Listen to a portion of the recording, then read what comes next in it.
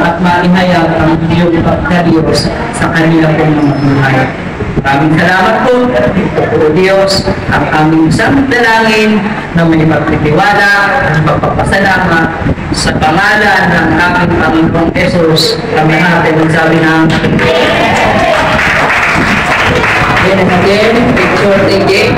Una, walang maalis.